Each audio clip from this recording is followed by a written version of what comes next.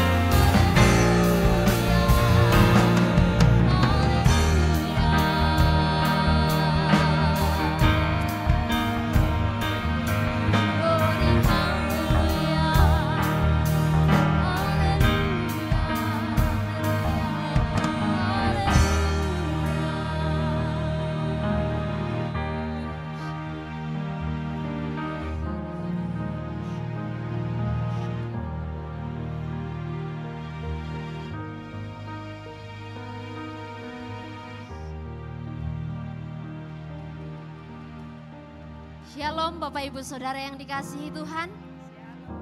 Sudah siap untuk melanjutkan ibadah kita? Yang siap saya undang untuk bangkit berdiri. Mari kita bersyukur kepada Tuhan.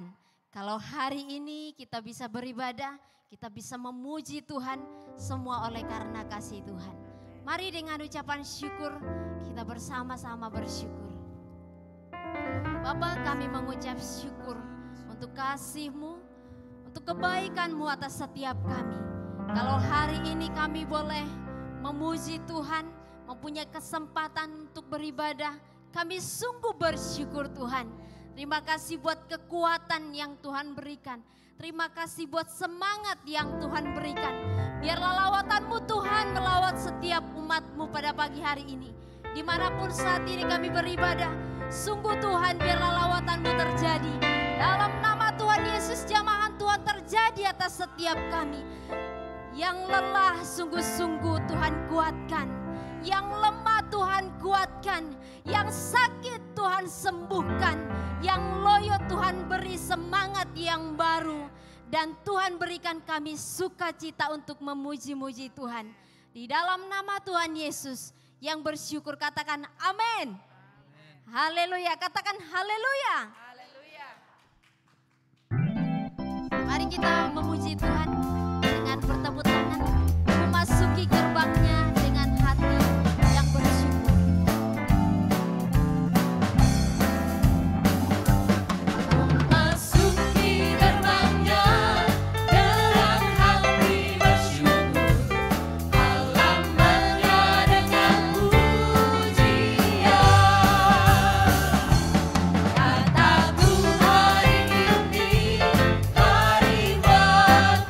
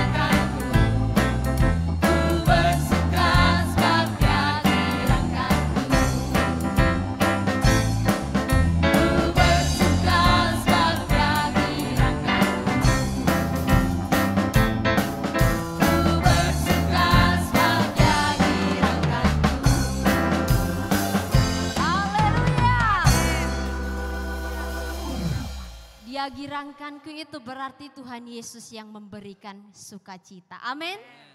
Bukan karena kita dapat sesuatu makanya bersukacita, tapi karena kita punya Tuhan Yesus kita bersukacita. Amin. Tuhan itu punya kasih yang luar biasa besar buat kita. Dan saking besarnya tidak terukur kasihnya Tuhan untuk setiap.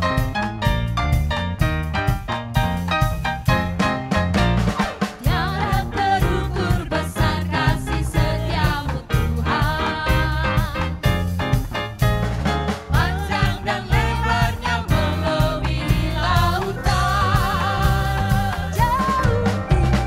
Jauh tinggi mengatasi langit. Dalamnya tak dapat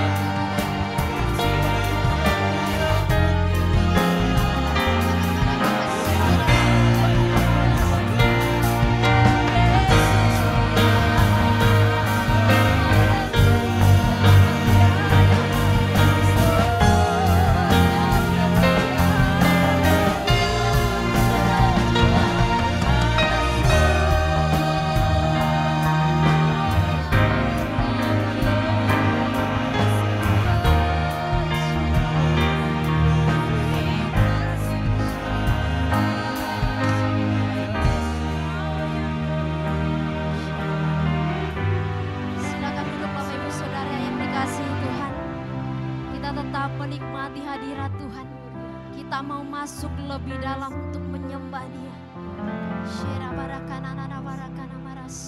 Kasih dari surga, biarlah memenuhi tempat ini, memenuhi setiap hati kita. Kasih dari surga memenuhi tempat ini. Kasih dari Bapa surgawi. Kasih dari Yesus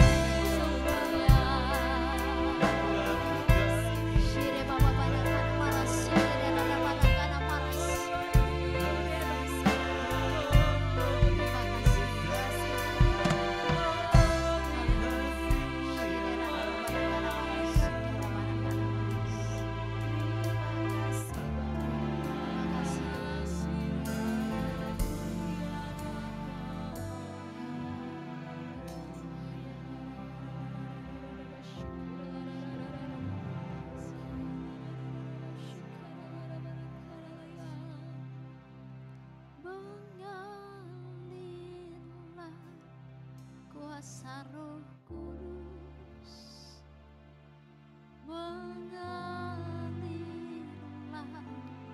di tempat ini, mengalirlah ya Roh Kudus, pulihkanku,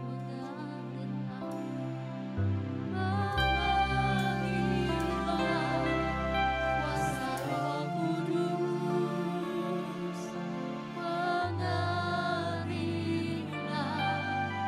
di tempat ini, mengalirlah ya Roh Kudus,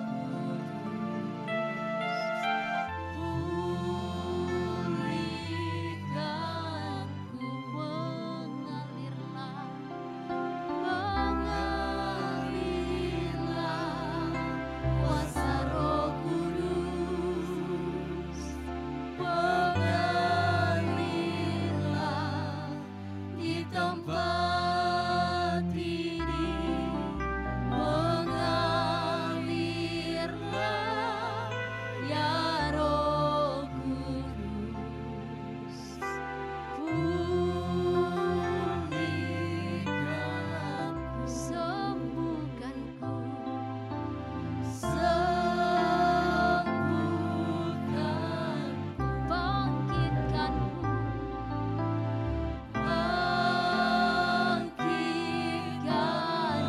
pulihkanku,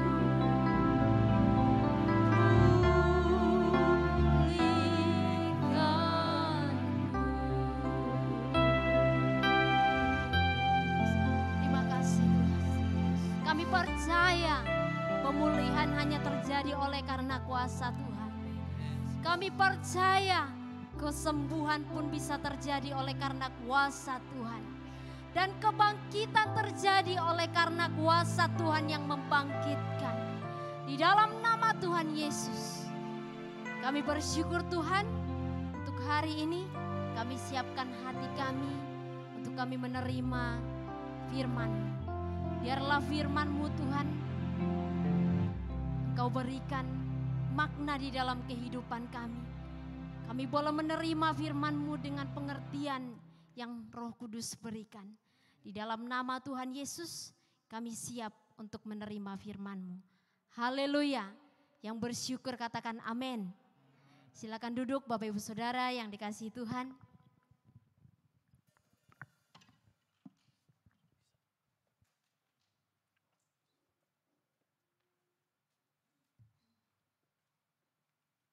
Shalom Bapak Ibu Saudara yang dikasihi Tuhan.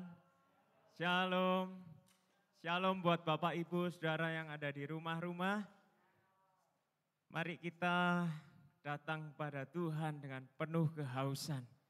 Kerinduan untuk masuk di dalam kebenaran, melakukan kebenaran sesuai apa yang Dia mau. Amin.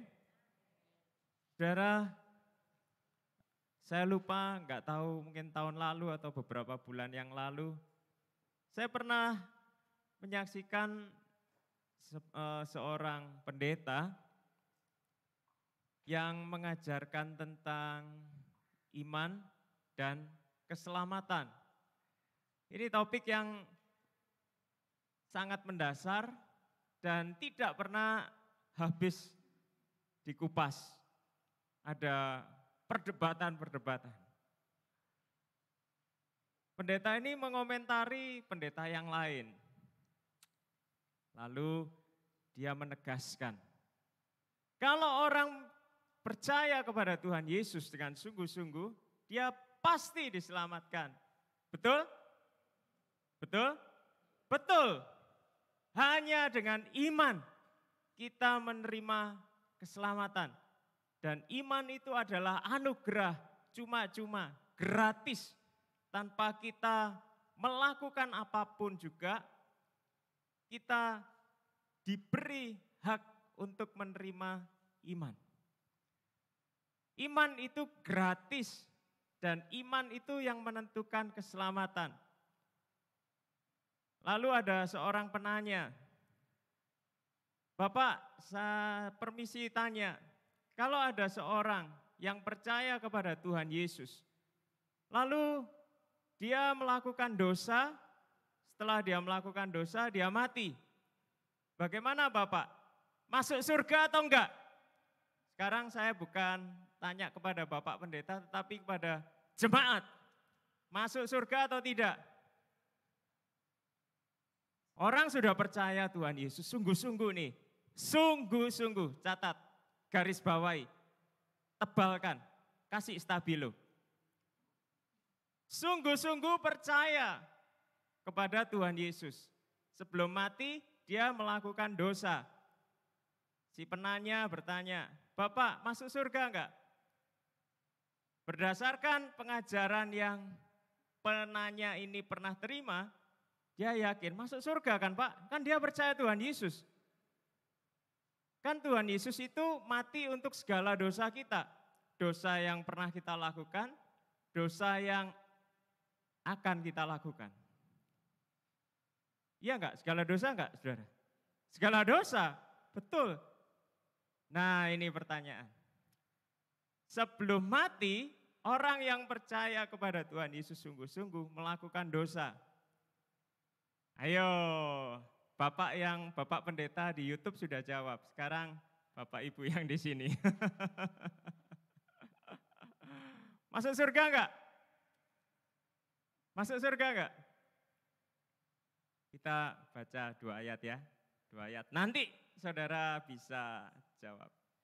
1 Petrus pasal 4 ayat 17.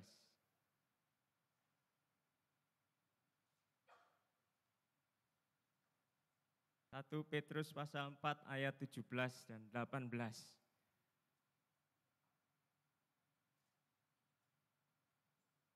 Belum kita baca, sambil saudara cari, saya menonton terus apa yang si penanya ini tanyakan dan akhirnya pendeta itu menjawab. Malah kasih contoh begini. Kasih contohnya begini. Ya andai kata ada orang Kristen percaya kepada Tuhan Yesus sungguh-sungguh. Lalu maaf ya, ini saya nyampaikan apa adanya. Contohnya mungkin tidak pas. Misalnya seseorang percaya pada Tuhan Yesus sungguh-sungguh, dia memerkosa orang. Habis itu ketahuan. Setelah ketahuan dikejar sama warga, dikeroyok, dihakimi, dipukuli massa. Biasa kan di Indonesia kan gitu. Dihakimi secara massa, mati. Masuk mana terusan? Masuk mana? Nah kita baca 1 Petrus 4 ayat 17 sampai 18. Kita baca sama-sama ya. 1, 2, 3. Karena sekarang telah tiba saatnya penghakiman dimulai dari dan pada rumah Allah sendiri yang apa? Harus pertama-tama dihakimi. Dan jika penghakiman itu dimulai pada kita, bagaimanakah kesudahannya dengan mereka yang tidak percaya pada Injil Allah? Dan jika orang benar hampir-hampir tidak diselamatkan, apakah yang akan terjadi dengan orang fasik dan orang berdosa? Jadi kalau saudara sudah baca dan renungkan ayat ini, kira-kira masuk surga atau enggak saudara? Halo? Halo? Masuk surga enggak saudara? Enggak ya? Tapi pendeta ini bilang, setengah jawab, ya kalau menurut firman Tuhan, orang yang sudah percaya pada Tuhan Yesus dengan sungguh-sungguh, dia pasti selamat. Tapi dia jawabnya dengan ragu-ragu.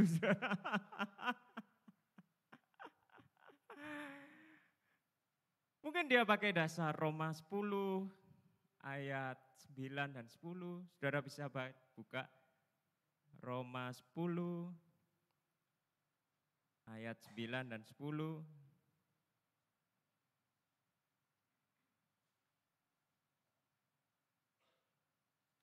Roma pasal 10 ayat 9 dan 10. Mari anak-anak yang bisa baca, baca. Saudara yang bisa baca, baca sama-sama ya. 1, 2, 3. Sebab jika kamu mengaku dengan mulutmu bahwa Yesus adalah Tuhan dan percaya dalam hatimu bahwa Allah telah membangkitkan Dia dari antara orang mati, maka kamu akan diselamatkan.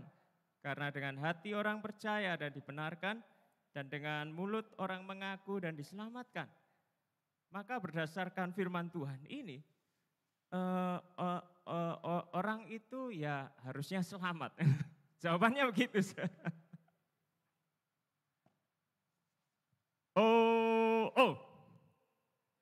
Tidak salah kalau orang yang belum percaya pada Tuhan Yesus lalu berkata bahwa iman Kristen iman yang murahan. Betul enggak saudara? Kok gampang banget? Gampang sekali orang masuk surga. Dia bertobat, percaya pada Tuhan Yesus, dibaptis, selamat. Saudara, yang pertama ya, untuk bertobat itu enggak gampang. Saya tanya kepada orang yang mengaku percaya Yesus adalah Tuhan dan Juru Selamat. Sudah bertobat atau belum? Sudah bertobat atau belum? Ataukah dia masuk ke dalam kekristenan cuma karena dilahirkan dari keluarga Kristen? Saudara punya papa mama Kristen. Mungkin papa mama saudara mungkin pendeta. Saudara bisa jadi Kristen? Bisa. Bisa. Cuma pertanyaannya, Kristen menurut siapa? Menurut Negara Kesatuan Republik Indonesia yang punya landasan Undang-Undang Dasar 1945. Pada saat saudara memilih masuk dalam agama Kristen, saudara disahkan. Tetapi menurut undang-undang kerajaan surga, kalau mau jadi Kristen yang beneran, harus, apa saudara? Harus apa? Kasih tahu kanan kiri saudara. Harus bertobat. Harus bertobat. Bukan cuma karena saudara lahir dalam keluarga Kristen. Bertobat itu perjuangan. Emang gampang bertobat? Sulit. Tapi perjuangan. Setelah bertobat, percaya kepada Yesus sebagai Tuhan dan Juru Selamat. Itu memang gampang. Enggak gampang. Butuh perjuangan juga. Saya lahir dalam keluarga Kristen. Tapi saya pernah bertanya, benarkah hanya Yesus Tuhan satu-satunya? Nah kalau saya bukan Kristen, saya akan nyebut Tuhan yang lain. Iya enggak?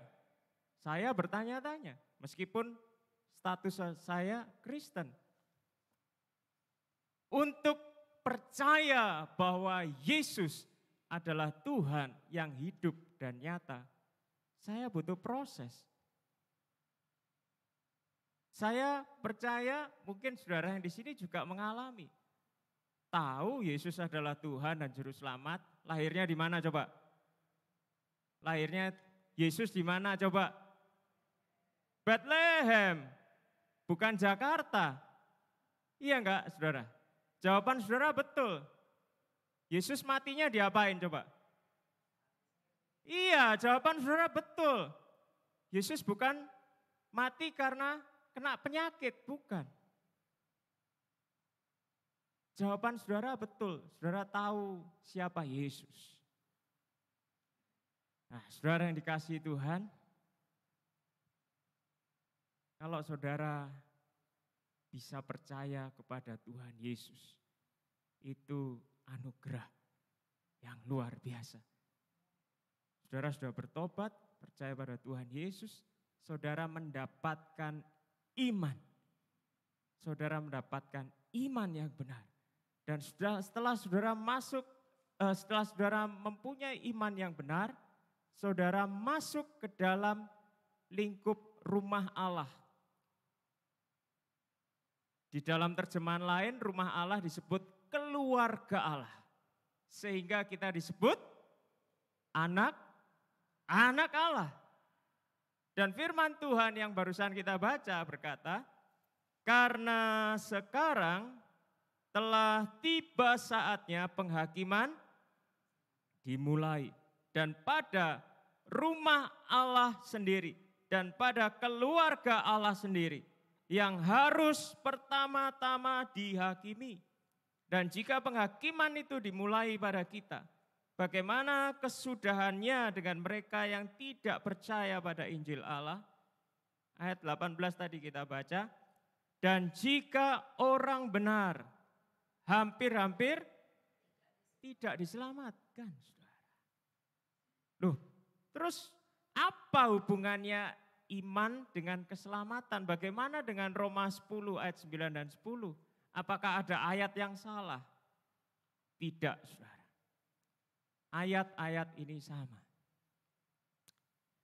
Pada saat orang bertobat, percaya kepada Tuhan Yesus, mendapatkan iman, memperoleh iman. Oleh iman itu mata kita terbuka terhadap seluruh kebenaran Allah. Kita yang dulu belum bertobat tidak ngerti bagaimana kebenaran Tuhan. Kita tidak tahu firman Tuhan, saudara.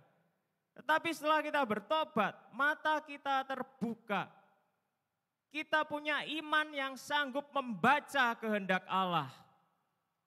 Oleh iman, saudara tahu apa yang harus saudara lakukan. Oleh iman, saudara tahu apa yang Tuhan mau. Apa yang Tuhan mau? Apakah Tuhan mau kita hidup dalam dosa? Tidak, saudara. Oleh iman kita tahu apa yang kudus. Amin. Oleh iman kita tahu apa yang kudus. Oleh iman kita tahu mana hal yang tidak berkenan kepada Allah. Jadi saudara, oleh iman kita dituntut bukan cuma lebih kudus dari orang-orang berdosa, tetapi kita dituntut, kita buka ya Matius ya. Saudara buka Matius pasal 5. Saudara, Matius pasal 5 ayat 48. Matius pasal 5 ayat 48. Baca sama-sama saudara. Karena itu haruslah kamu sempurna sama seperti Bapamu yang di surga adalah sempurna. Di hadapan kita saudara, ada orang banyak. Dan di hadapan kita ada Tuhan saudara. Kalau kita berkata, saya harus lebih kudus dari yang lain. Berarti saya lebih, dalam tanda kutip, lebih tinggi dari mereka. Betul saudara? Tapi ayat yang kita baca barusan, karena itu haruslah kamu sempurna sama seperti Bapamu. Jadi yang harus kita lihat bukan orang banyak itu, tapi Bapa di surga. Kalau level kekudusan kita tidak ngejar levelnya Allah Bapa, kita masih dikatakan belum mengerti firman Tuhan. Menjadi Kristen bukan masalah lebih kudus dari yang lain, tetapi kita harus sama seperti Allah Bapa. Dan itu tingkat kesulitannya luar biasa sulit. Siapa yang bisa sama seperti Allah Bapa adalah mereka yang punya iman di dalam Tuhan Yesus. Orang yang tidak punya iman di dalam Tuhan Yesus, mana mungkin mengenal Allah Bapa? Kalau mereka tidak mengenal Allah Bapa, bagaimana mereka harus bisa sama dengan Allah Bapa, saudara? Bisa enggak, saudara? Enggak bisa, kenal aja kagak. Iya enggak? Kenal dulu, terima apa yang dia mau, baru kita bisa sama. Betul, saudara? Kembali kepada 1 Petrus 4 ayat 17 sampai 18. Penghakiman dimulai dari mana? Rumah Allah, keluarga Allah. Pada saat kita mengaku percaya kepada Tuhan Yesus dengan sungguh-sungguh. Ingat saudara, kita tidak luput dari penghakiman. Kita tidak luput dari penghakiman.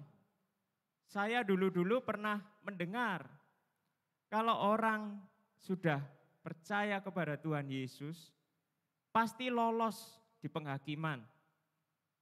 Pasti lolos di penghakiman. Jadi pada saat saudara mati nih, plek, saudara merasakan roh saudara terbang. Wing.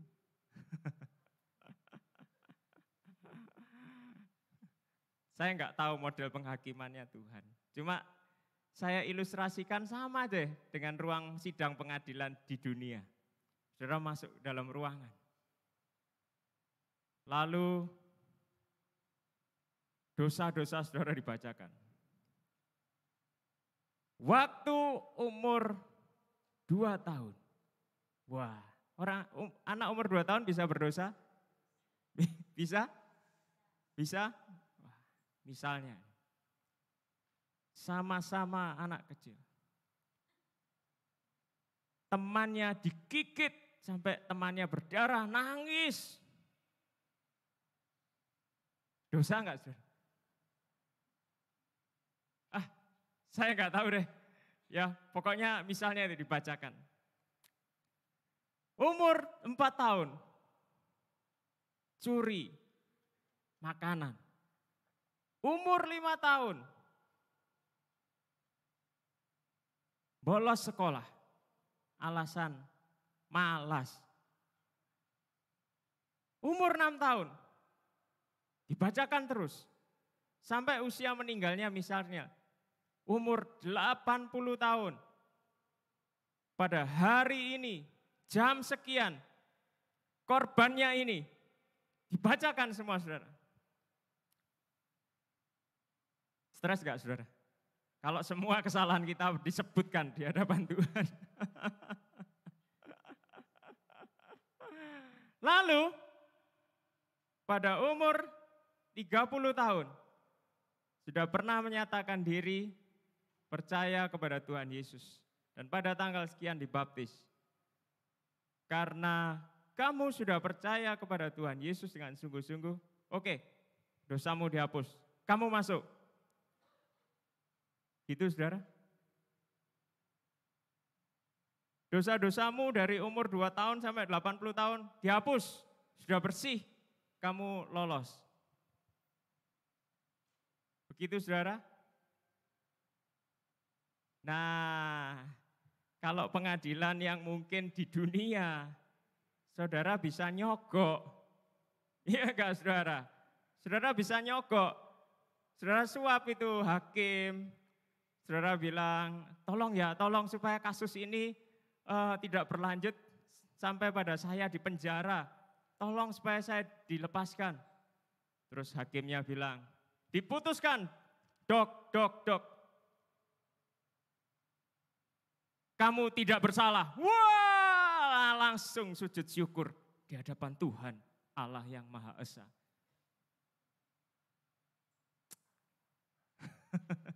Pengadilan sorga jangan saudara bayangkan kayak di dunia saudara. Iya enggak? Emang Tuhan kong kali kong sama saudara? Hah? Emang Tuhan semurah itu? pengadilan buat orang Kristen abal-abal. Saya bilang itu pengadilan abal-abal. Penghakiman abal-abal. Pada saat kita berada di hadapan Tuhan, hakim yang adil di seluruh alam semesta. Dia hakim, dia jaksa, dia juga pembela. Betul saudara? Kita enggak bisa ngomong apa-apa. Saya beritahu,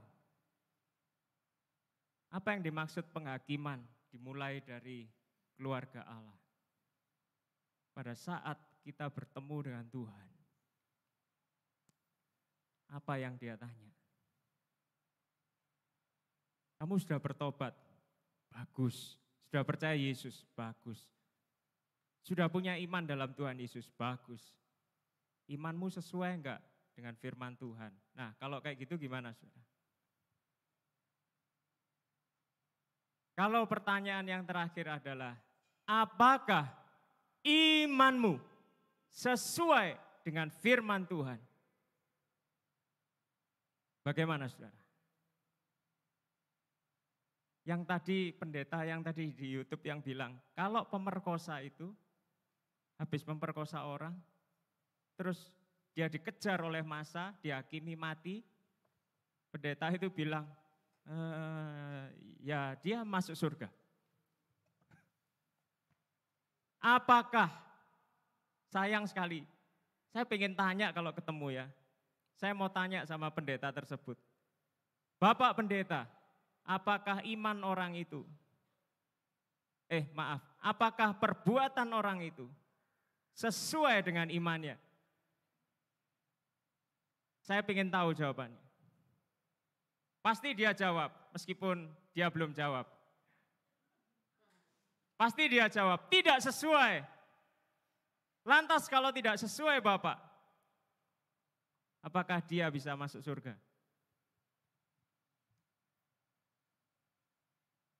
Hati-hati saudara, angin pengajaran begitu banyak, begitu rupa. Iman kita akan mendorong saudara untuk melakukan apa yang baik di mata Tuhan. Tanpa iman, saudara cuma melakukan apa yang memuaskan hatimu, bukan hatinya Tuhan. Saudara ingat-ingat, sebelum saudara bertobat dan setelah saudara bertobat, apa yang ada di dalam hati saudara? Ingin menyenangkan Tuhan atau menyenangkan diri sendiri? Menyenangkan diri sendiri itu masa lalu, betul? Menyenangkan Tuhan sekarang jadi tujuan hidup. Betul saudara? Yang ada di dalam hati kita bukan aku, tetapi Tuhan. Betul saudara? Kalau yang ada di dalam hati kita adalah Tuhan, apa yang kita lakukan harus senantiasa untuk Tuhan. Betul saudara? Bukan diri kita sendiri. Orang yang memperkosa, jelas-jelas dia pengen menyenangkan diri sendiri. Masa ada orang yang memperkosa menyenangkan Tuhan? Tuhan yang mana? Pertanyaannya kan gitu saudara. Dia menyenangkan diri sendiri. Saudara yang dikasihi Tuhan. Ukuran penghakiman kepada orang Kristen lebih berat dari orang yang belum percaya pada Tuhan Yesus. Saya ulangi lagi. Saudara yang percaya kepada Tuhan Yesus dengan sungguh-sungguh, saudara akan dihakimi dengan lebih berat. Siapa yang bangga jadi orang Kristen? Lambaikan tangan saudara. Halo, saudara bangga jadi orang Kristen? Kasih tahu kanan kiri saudara. Saudara akan dihakimi lebih berat. Saudara akan dihakimi lebih berat. Jangan khawatir, itu pasti. Firman Tuhan berkata, yang tahu lebih dituntut lebih daripada yang tidak tahu apa-apa. Iman kepada Tuhan Yesus bukan cuma sekedar mengetahui atau mengerti teorinya Yesus, saudara. bukan cuma sekedar mengerti teorinya Injil, tetapi mengerti dan melakukan. Amin. Ada banyak orang Kristen cuma di tahap mengerti. Dia mengerti. Orang yang sudah mengaku percaya kepada Tuhan Yesus dengan sungguh-sungguh, dia pasti selamat, ngerti, tetapi melakukan tidak. Kita diselamatkan oleh iman, dan iman itu iman yang sempurna. Amin. Surat Yakobus berkata, tanpa perbuatan imanmu sia-sia. Iman bekerja sama dengan perbuatan supaya imanmu sempurna. Kalau iman tanpa perbuatan, surat Yakobus katakan, semua sudah hafal nih, jawabannya apa? Mati. Bagaimana iman yang mati bisa menyelamatkan saudara? Saya tanya. Iman yang mati bisa menyelamatkan? Tidak bisa saudara, cuma iman yang hidup. Dan iman hidup oleh perbuatan sesuai firman Tuhan. Lega ya jadi Kristen ya saudara? Lega. Asik gak saudara? Maka itu saudara, kita yang di sini, kenapa kok kita tiap minggu ke gereja? Supaya kita lebih banyak tahu firman Tuhan. Supaya iman kita disempurnakan, betul enggak? Kita mengetahui lebih banyak, kita melakukan lebih banyak lagi hal-hal yang menyenangkan hati Tuhan. Kalau kita dapat tiket, kita dapat jaminan yang istilahnya sepele, percaya Yesus pasti masuk surga. Ngapain saudara ke gereja? Ngapain saudara berdoa, ngapain belajar Alkitab, saudara? Kalau cuma sekedar percaya Yesus masuk surga. Percaya itu disertai dengan perbuatan. Amin. Amin, saudara. Perbuatan yang menyenangkan hati Allah. Saudara yang dikasihi Tuhan, kalau kita berada di dalam kekristenan, kita tahu ada hukum yang tertulis. Hukum yang tertulis itu di sini. Dan hukum yang tertulis ini adalah dasar yang tidak bisa diganggu gugat. Semua orang Kristen yang percaya pada Tuhan Yesus sungguh-sungguh harus tahu semuanya. Kalau saudara mau sempurna, harus tahu semuanya, bukan cuma sebagian. Maka itu saya dorong saudara, kalau saudara baca Alkitab, jangan pilih-pilih. Jangan pilih-pilih. Yang dipilih yang mana? Ayat emas dong. Masa ayat perak? Masa ayat perunggu? Masa ayat tembaga? Ayat besi karatan. Ayat itu saudara bukan kayak logam mulia. Betul saudara? Ayat itu bukan kayak logam saudara. Semua ayat itu berharga. Semua ayat itu emas. Jangan pilih-pilih saudara.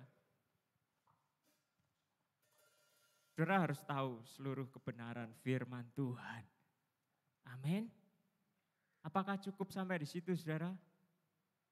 Kalau saudara belajar firman,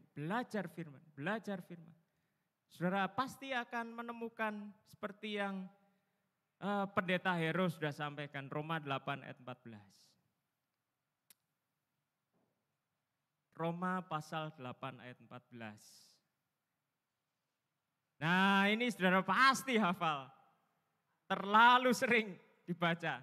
Betul saudara? Baca sama-sama ya, yang kompak. 1, 2, 3. Semua orang yang dipimpin Roh Allah adalah anak Allah. Setelah saudara belajar firman Tuhan, mengetahui apa yang tertulis di dalam firman Tuhan, saudara akan masuk di dalam pengalaman roh. Masuk dalam pengalaman roh. Ini yang membedakan orang Kristen dengan yang lain.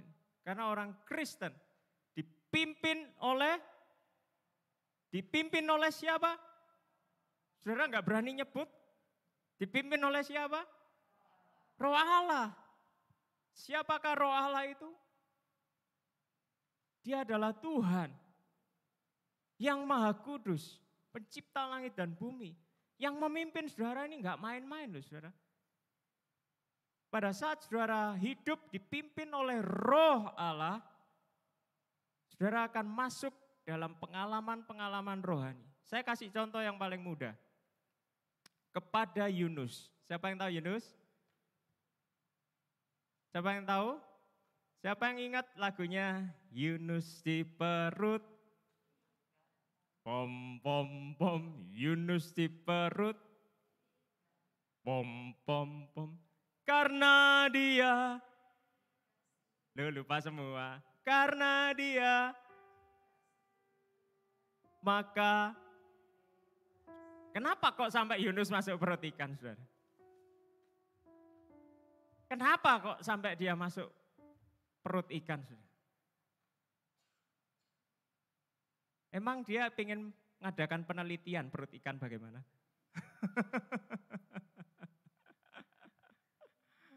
Kenapa kok Yunus masuk perut ikan? Karena Yunus disuruh Tuhan pergi ke Niniwe. Tapi dia tidak taat. Saya mau tanya saudara. Tuhan berbicara kepada Yunus, pergilah ke Niniwe. Beritahu orang-orang sana supaya bertobat. Apakah perintah ini ada di hukum tertulis? Ada enggak zamannya Yunus hukum Taurat yang ada? Ada enggak tertulis di dalam hukum Taurat, pergilah ke Niniwe? Siapa yang jawab ada? Boleh angkat tangan. Siapa yang jawab tidak ada? Angkat tangan. Sekarang siapa yang jawab tidak tahu, angkat tangan juga. Yang tidak mau angkat tangan, tidak usah angkat tangan. Capek deh. Tidak ada tertulis di hukum Taurat, pergilah ke Niniwe. Kenapa? Karena perintah itu perintah personal, khusus. Dasar hukumnya ada. Tuhan ingin semua orang bertobat. Ada, tertulisnya ada. Dan berdasarkan yang tertulis itu, Tuhan ingin agar orang Niniwe bertobat. Dan di dalam hukum tertulis ada kata-kata taat kepada Tuhan. Taat kepada Tuhan. Dan atas dasar yang ada tertulis, maka Yunus harus taat kepada Tuhan. Dan Tuhan berkata kepada Yunus, pergilah ke Niniwe. Tertulisnya tidak ada, secara lisan ada. Saudara mengerti yang saya maksud? Pada saat saudara memutuskan hidup jadi orang Kristen, saudara dipimpin oleh Roh Allah. Pada saat saudara dipimpin oleh Roh Allah, Tuhan kasih tugas pribadi lepas pribadi. Saudara dikasih tugas oleh Tuhan kepada Bapak Agung, Tuhan kasih tugas A. Kepada Bapak Jeffrey, Tuhan kasih tugas B. Sama?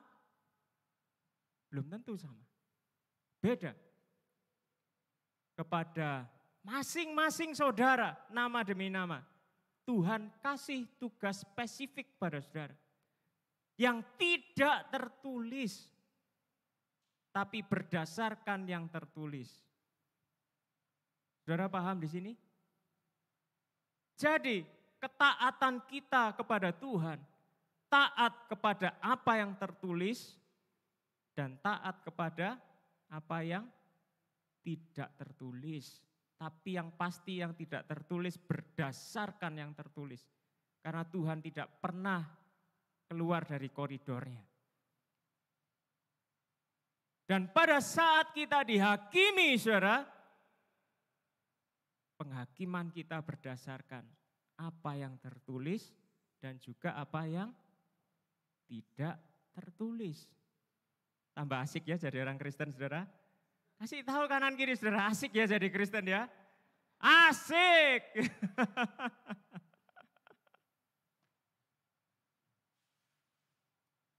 Lanjut jadi Kristen, saudara. Wah, luar biasa. Tepuk tangan dulu buat saudara. Haleluya.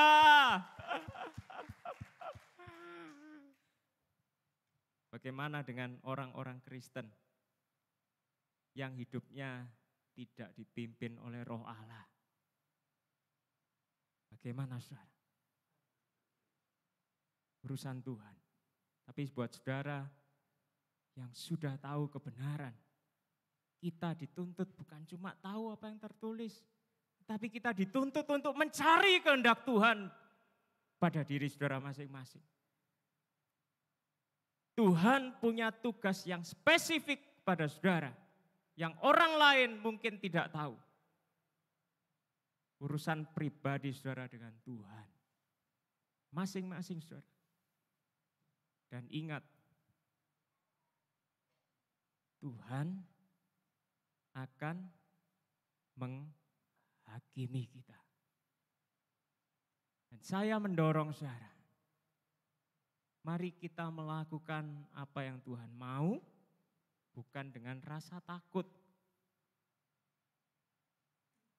Saya kasih contoh yang gampang. Kenapa saudara pada saat mengemudikan mobil atau sepeda motor, ada lampu merah, saudara berhenti? Kenapa, saudara? A, takut kok sudah tahu? Yang B, karena taat. Kenapa saudara berhenti di lampu merah? Karena taat. Kita baca satu ayat. Yohanes pasal 14 ayat 15.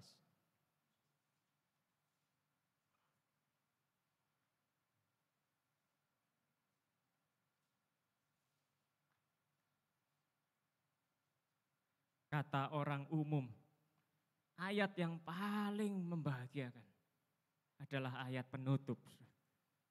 Kalau masih ayat pembuka, masih keringetan, saudara.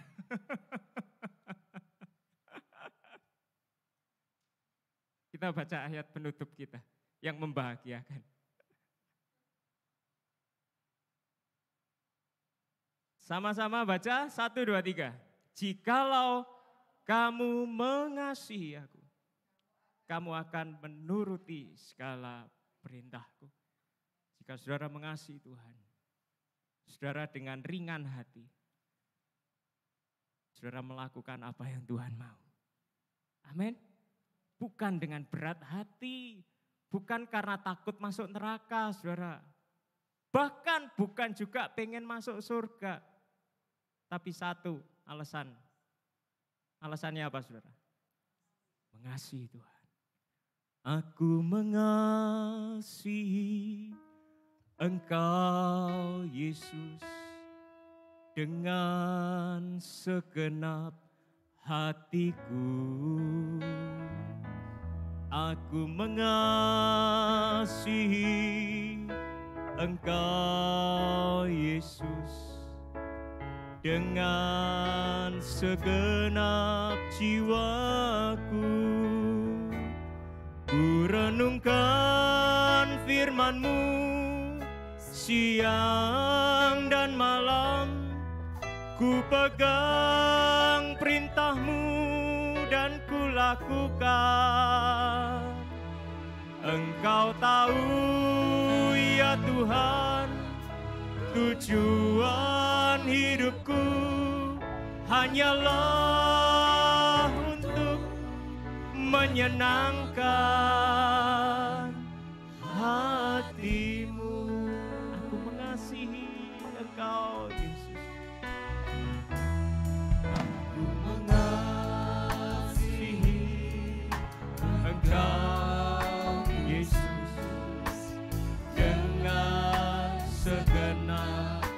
hatiku, ya aku mengasihi Engkau Yesus dengan segenap jiwaku. Ku renungkan firman-Mu siang dan malam, ku pegang perintah-Mu dan ku lakukan. Engkau tahu ya Tuhan, tujuan hidupku hanyalah untuk menyenangkan hati-Mu. Mari masing-masing kita berdoa. Sambil musik mengalunkan pujian ini, masing-masing berdoa. Tuhan, aku ada untuk melakukan kehendak-Mu. Tuhan, bentuklah hati ini supaya kami bisa taat sepenuhnya kepada Tuhan. Oh Yesus, mari Roh Kudus bekerja di antara setiap kami. Mari Roh Kudus jamah setiap kami. Karuniakan hati yang taat, yang mengasihi Engkau dengan sepenuh hati kami.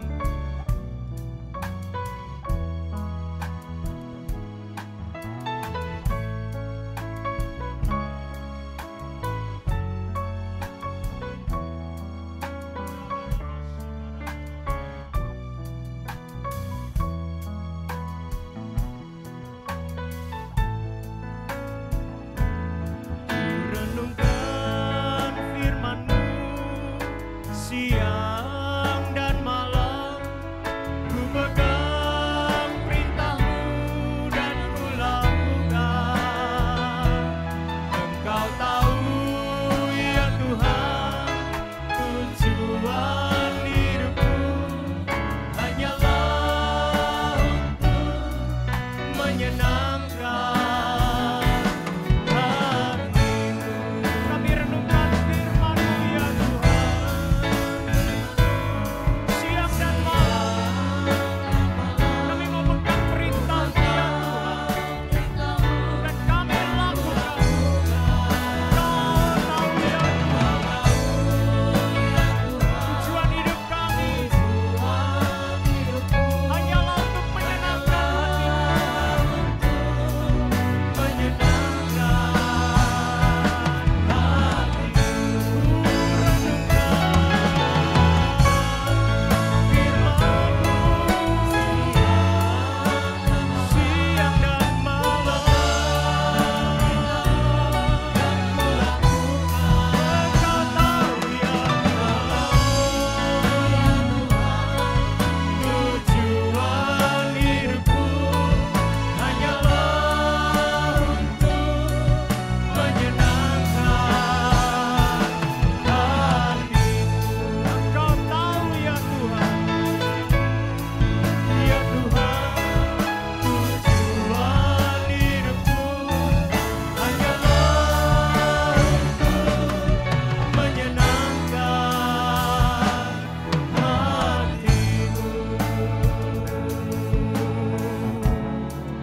Menyenangkan hati-Mu, menyenangkan hati-Mu. Biarlah itu yang ada di dalam hati kami ya Tuhan, hanya untuk menyenangkan hati-Mu. Itu yang ada di dalam hidup kami. Itu yang ada di dalam hidup kami Tuhan. Oh Yesus, terima kasih Tuhan Yesus. Terima kasih Tuhan Yesus. Kami percaya Tuhan, dengan iman kami berjuang untuk kami boleh sempurna seperti Bapa di sorga. Di dalam nama Tuhan Yesus kami mengucap syukur untuk firman-Mu. Kiranya Tuhan itu yang meneguhkan setiap hati kami. Kami akan pulang dengan bersemangat untuk berjuang bersama dengan Tuhan. Demi nama Tuhan Yesus, haleluya, amin. Bapak Ibu Saudara yang dikasihi Tuhan, tiba saatnya kita akan berdoa bersyafaat untuk bangsa Indonesia. Poin yang pertama, nanti Kak Evata akan memimpin kita di dalam doa, berdoa untuk pemulihan ekonomi di bangsa kita.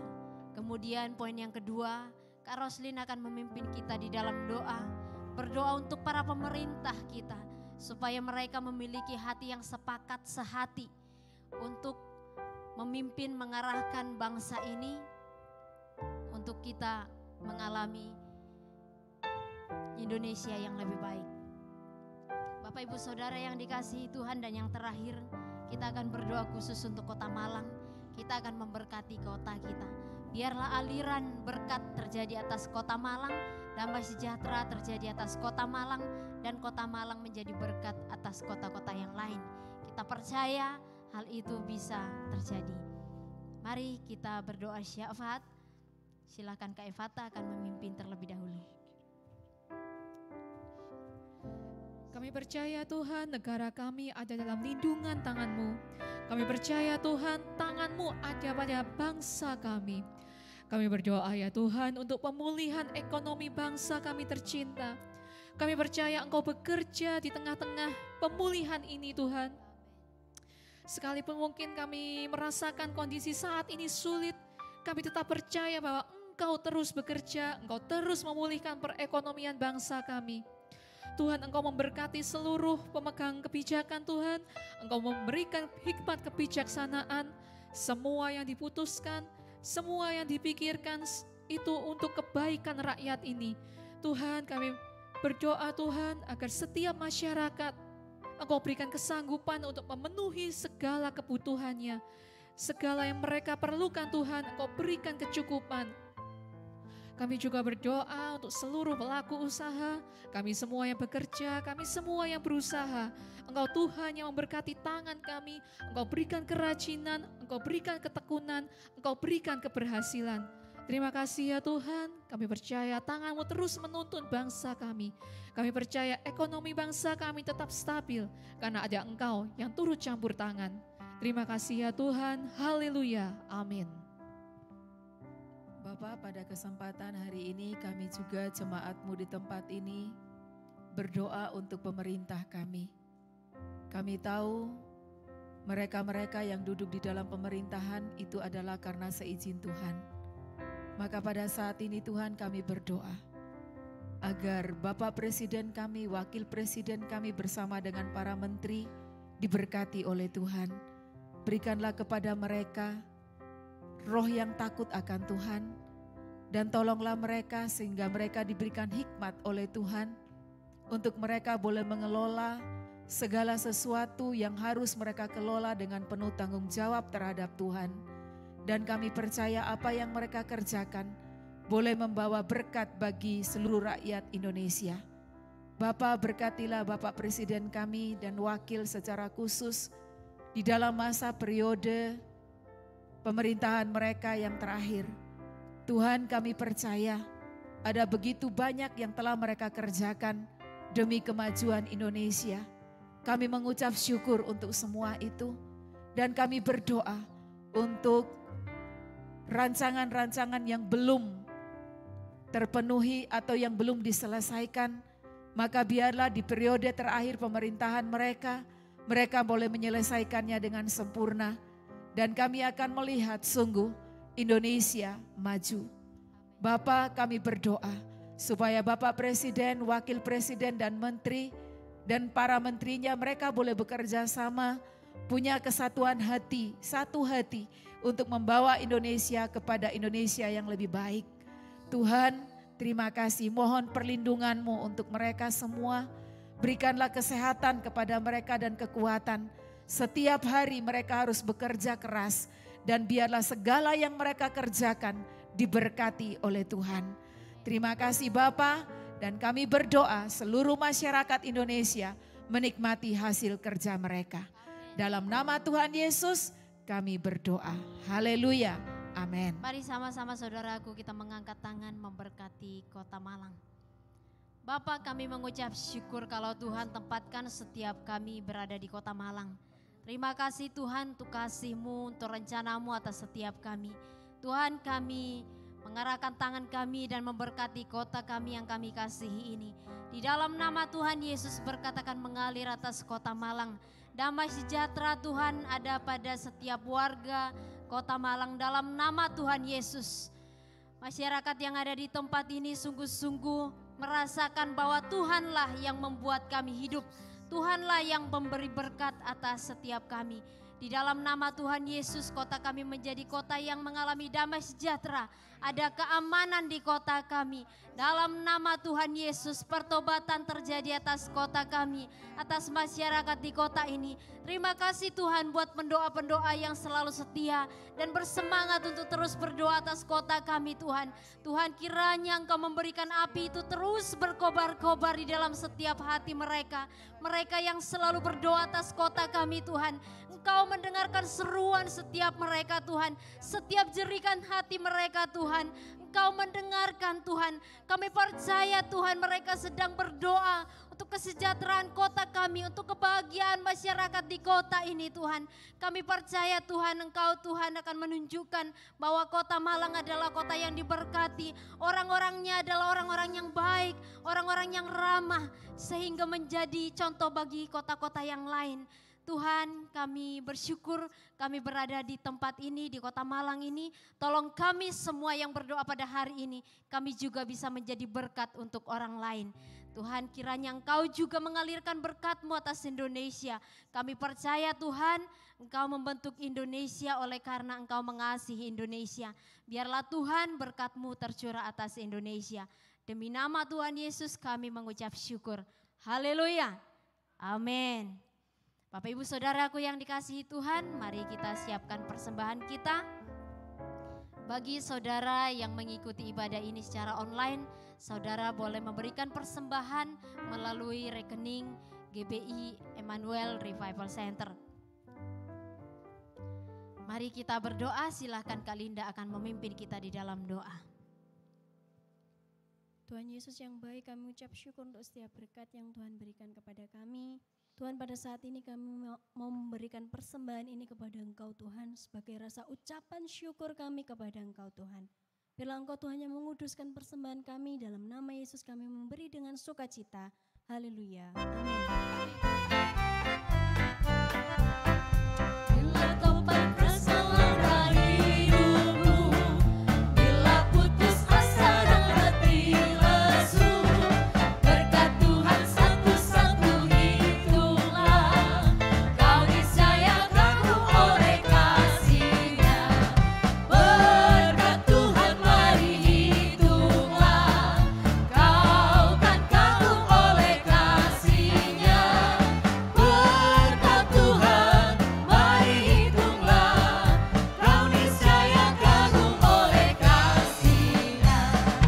Adakah beban membuat kau berat? Salibnya kau pikul menekan berat. Hitunglah berkat-Nya pasti kau lega, dan bernyanyi terus penuh bahagia. Berkat Tuhan mari hitunglah, kau kan kagum oleh kasih-Nya. Berkat Tuhan mari hitunglah, kau niscaya kagum oleh kasih-Nya.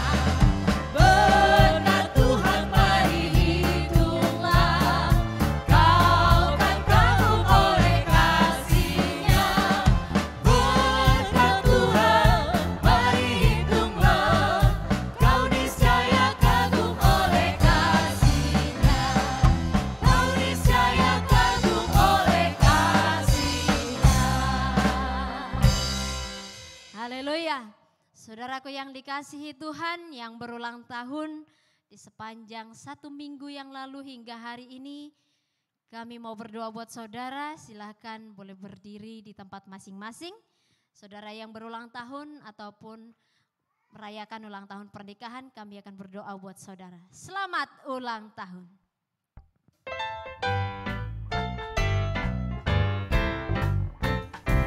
Selamat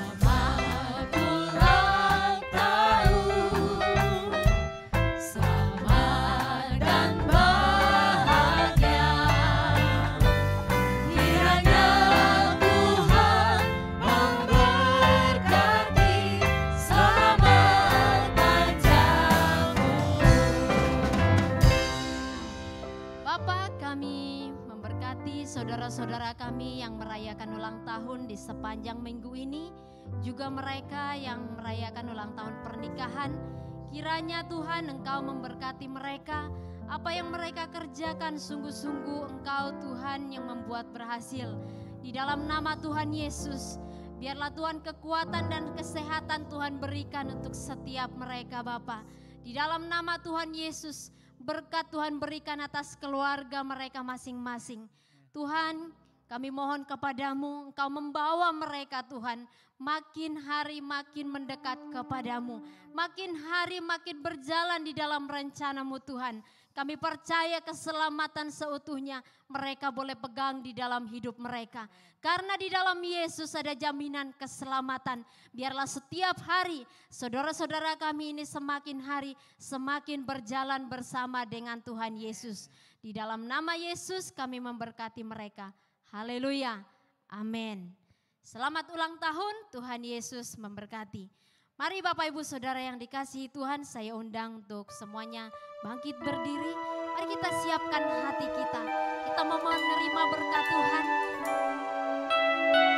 Mari kita pandang kepada Dia yang sungguh memberi kekaguman atas kehidupan kita.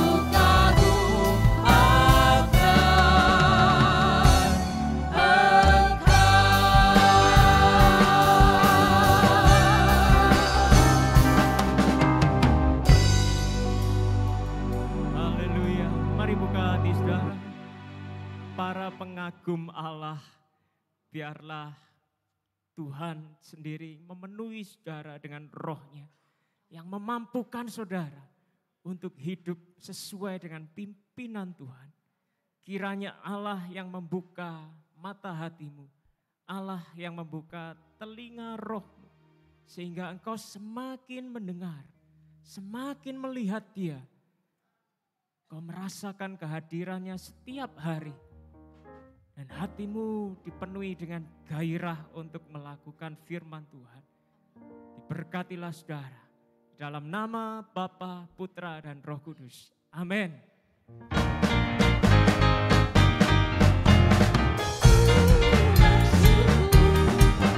Jiwaku memuji, mulutku pun bersorak memuji Engkau.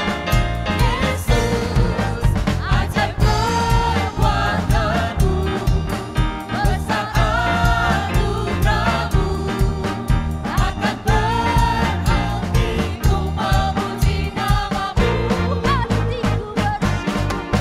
Hatiku bersyukur,